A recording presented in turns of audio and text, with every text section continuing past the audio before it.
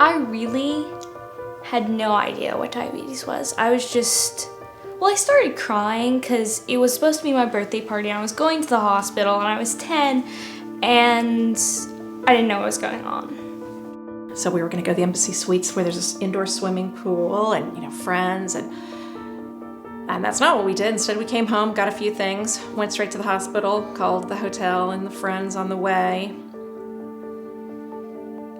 It was, I wouldn't wish it on anybody.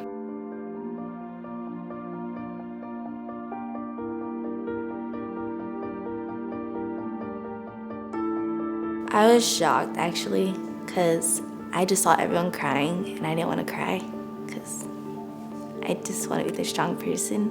And my dad told me that we had to step up. So I was like, okay, I'll step up. I didn't realize how big that step was.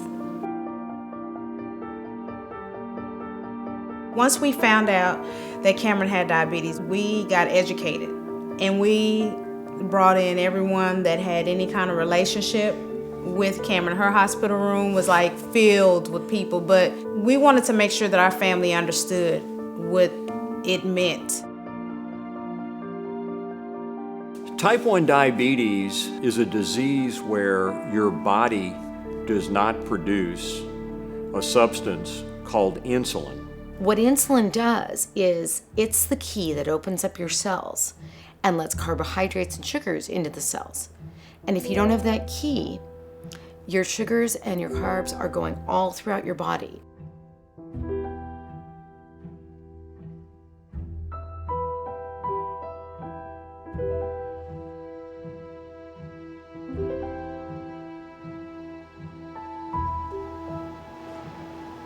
The tighter range you can keep with your blood sugars, the better it is for your long-term health. You can stave off any sort of complications for a lot longer by keeping your blood sugar in a good range on a daily basis. You need to check your blood sugar. You need to give yourself insulin, whether it's through shots or insulin pump. We've been friends for about 7 years now, pricking his finger every single day before he can eat anything. It's just like, must be hard for him.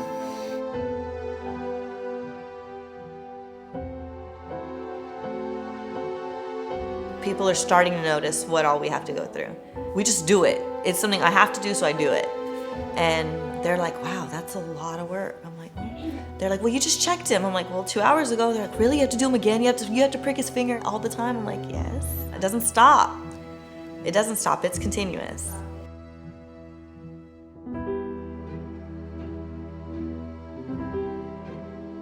I would stay up, test her at 11, test her at midnight. If I needed to, I'd stay up till 2.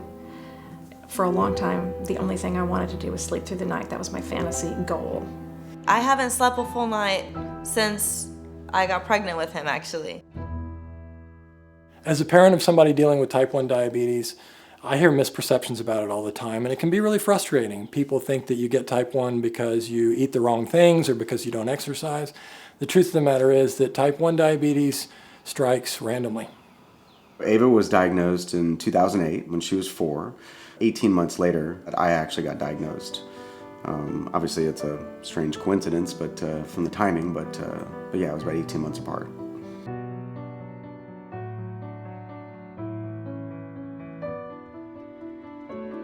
One thing that's really great about JDRF is that while they're pursuing the ultimate goal of a cure, that goal that we all so desperately want, at the same time, they're looking at little ways to improve the daily lives of people dealing with type 1.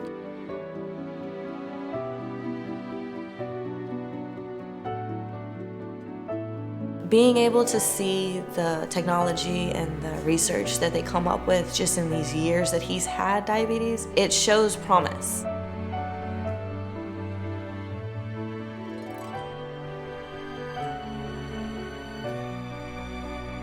I am so happy that there are people working on improving the lives of type 1 diabetics.